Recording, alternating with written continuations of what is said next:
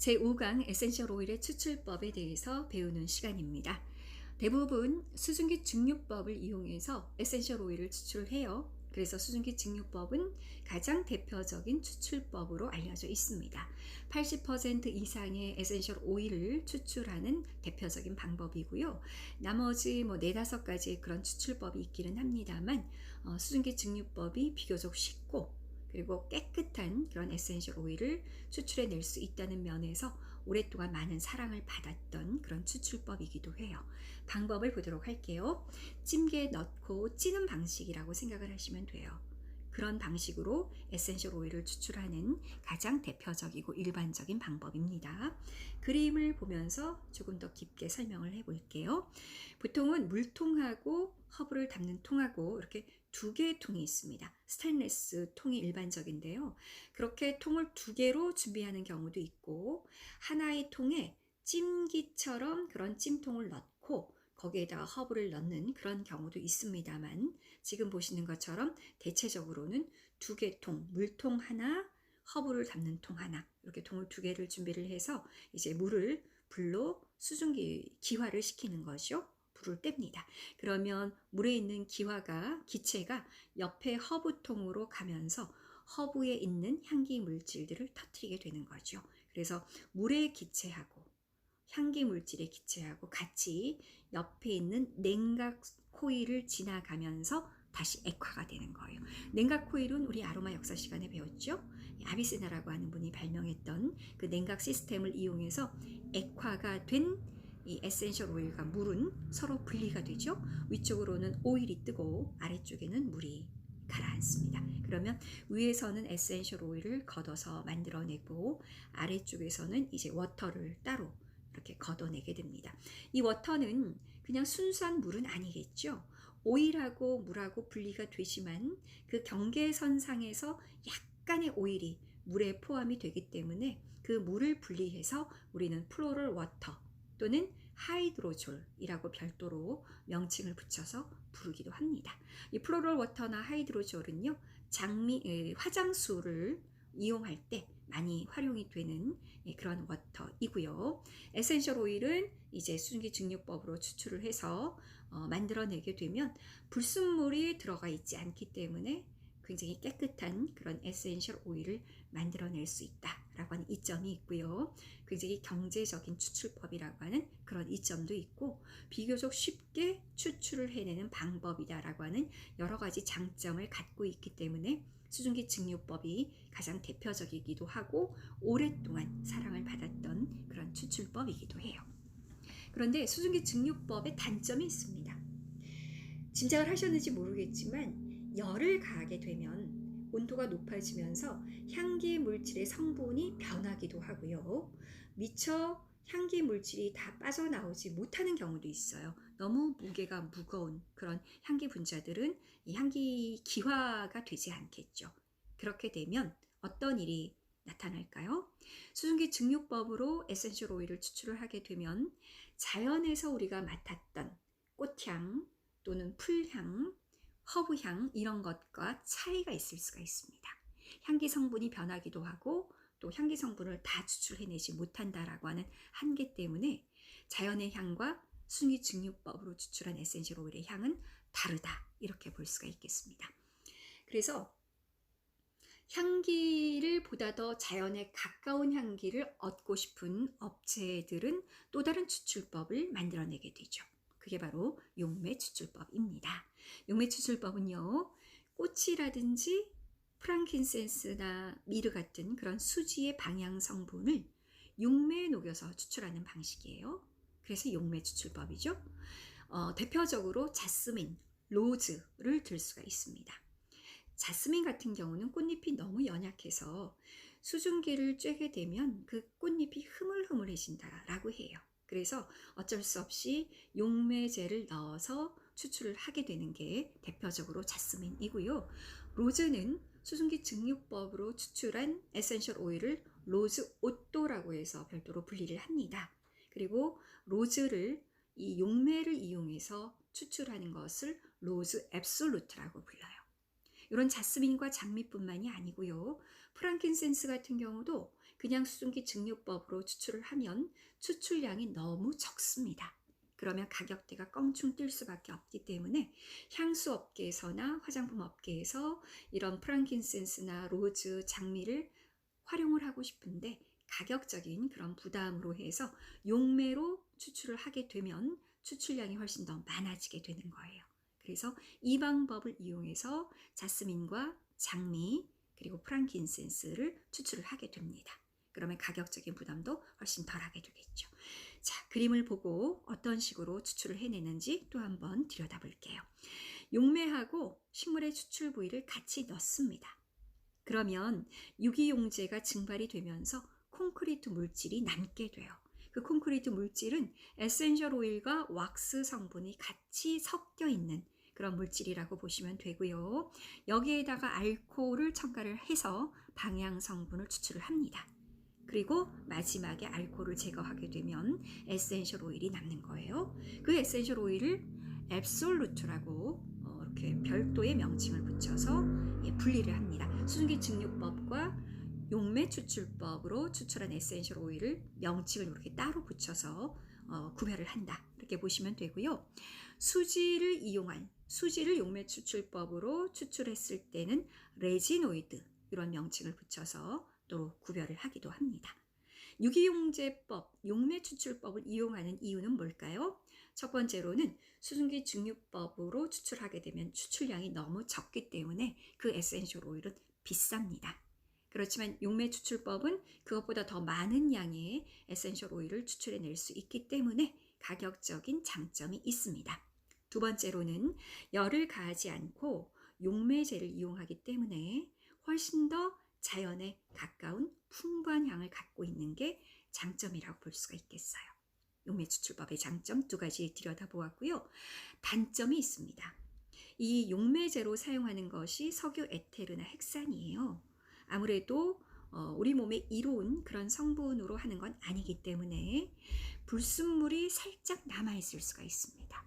그래서 깨끗한 그런 에센셜 오일이 아닐 수가 있다는 거죠. 그러한 단점을 갖고 있는 게 용매 추출법이다. 이렇게 볼 수가 있겠습니다. 자, 그 다음 볼까요? 이 냉침법은 굉장히 역사가 오래된 추출법이에요. 지금은 거의 사용하지 않는 그런 추출법이고요. 영화 향수라고 하는 영화를 보면 이 냉침법을 굉장히 자세하게 묘사를 하고 있는 장면이 나옵니다. 왼쪽에 있는 것이 영화의 한 장면이고 향수라고 하는 영화의 한 장면이고요. 오른쪽에 있는 게 이제 예전에 이 냉침법을 이용해서 추출하는 사진인 거죠. 유리판에다가 라드, 동물성 기름을 끈적끈적하게 붙여요. 거기에다가 장미 꽃잎이나 뭐 자스민 꽃잎이나 이런 꽃잎들을 한 장씩 한 장씩 수공업으로 붙입니다. 그리고 어느 정도 그 꽃잎의 향이 기름 성분에 붙으면 그 꽃잎을 떼어내고 새 꽃잎을 다시 붙이고 이러한 작업들을 굉장히 오랫동안 반복적으로 하게 돼요. 그러면 시간이 지나면 지날수록 그 돼지 기름이나 동물성 기름인 라드에는 방향 성분이 농축이 되게 돼요. 그거를 포마드라고 하는데요. 그 포마드에다가 알코올 성분으로 해서 방향 성분만 추출을 해내게 됩니다. 그리고 알코올을 날리게 되면 에센셜 오일이 만들어지게 되는 거죠. 얘기만 들어도 굉장히 복잡하고 시간이 많이 걸린다 라고 하는 게 느껴지시죠? 그리고 이 인건비를 요즘에는 감당하기가 어려워요. 그래서 요즘에는 잘 사용하지 않는 방법이긴 하지만 정말 깨끗하고 순도 높은 에센셜 오일을 우리가 얻을 수 있는 방법이 냉침법입니다. 자, 넘겨볼게요. 그 다음에 또 시트러스 계열의 오일들을 추출하는 방법이 이 압착법이에요. 앞에 냉자를 붙여서 냉압착법 이렇게 이야기를 하기도 합니다. 열을 가하지 않고 눌러서 무게를 주어서 압착 추출을 하는 거기 때문에 향의 변화가 거의 없어요. 그래서 추출 전이나 추출 후나 그 향기가 비슷하다라고 보시면 돼요. 왼쪽에 있는 경우는 이 나무판을 이용해서 눌렀던 그 옛날 방식이고요. 오른쪽에 있는 사진은 요즘에 들어와서 이 시트러스 계열을 추출하는 그 현대식 그런 추출 기계입니다. 스테인레스로 되어 있고요. 이렇게 그 시트러스 감귤류를 얹어서 표면을 살짝 생채기를 냅니다. 그 다음에 추출하는 그런 형태의 추출법이다라고 보시면 되고요. 이 압착법은 에센셜 오일이 그대로 얻어지기 때문에 농약 성분 같은 불순물이 껍질에 있다면 그 불순물도 에센셜 오일에 같이 섞일 수가 있겠죠. 그래서 감귤류가 유기농으로 재배된 그런 감귤류인지를 확인해 보시는 것이 중요합니다. 에센셜 오일을 그래서 에센셜 오일을 가격적인 어떤 면만 보고 구매를 할 것이 아니라는 거죠. 우리가 어떤 메디컬적인 목적으로 에센셜 오일을 구매를 하는 거기 때문에 가격적인 측면보다는 얼마나 좋은 회사에서 얼마나 정제를 잘하고 잘 만들어진 에센셜 오일인가를 살펴볼 필요가 있습니다. 냉압착법. 이 압착법은요, 모든 에센셜 오일이 이용하는 그런 방법이 아니고 시트러스 계열, 감귤류 껍질을 이용해서 에센셜 오일을 만드는 그 감귤류에 해당되는 추출법이다. 이렇게 정리를 하고 넘어가겠습니다. 자, 초인계 추출법이 있는데요. 이거는 CO2 추출법이라고 불려지기도 해요. 최고 품질의 에센셜 오일을 얻는 새로 개발된 추출법이에요.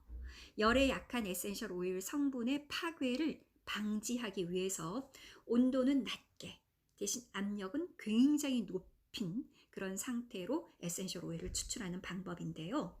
이 CO2 가스를 이용해서 추출하는 이 초인계 추출법은 그 장비가 굉장히 비싸다고 해요. 그래서 현재 그 추출을 하는 그런 중요업자들의 수준에서는 갖춰두기 힘든 그런 설비이기 때문에 쉽게 만날 수 없는 추출법이다라고 보시면 되고요. 저온에서 추출이 가능하기 때문에 자연의 향기 성분을 고스란히 담은 채로 에센셜 오일이 추출이 됩니다. 그리고 헥산이나 석유로 에테르 같은 그런 용매제를 쓰지 않기 때문에 잔류 성분에 대한 걱정도 없는 것이 이 CO2 추출법이에요. 고순도의 질 좋은 그런 에센셜 오일을 추출해낼 수 있지만 장비가 비싸기 때문에 이 CO2 추출법으로 추출한 에센셜 오일은 비쌀 수밖에 없겠죠. 그래서 흔하게 보지는 못하는 그런 추출법이다. 이렇게 볼 수가 있겠습니다. 자, 마지막이에요. 이 인퓨즈드는요, 집에서도 쉽게 할 수가 있어요. 누구나 시간만 들여서 할 수 있는 그런 방법이 인퓨즈드 방법인데요. 우려낸 오일이라고 하는 뜻을 갖고 있어요. 그래서 식물성 오일 있죠? 주로 뭐 해바라기 오일이나 또는 호호바 오일이 좀 비싸긴 해도 호호바 오일 쓰시는 분도 있고요.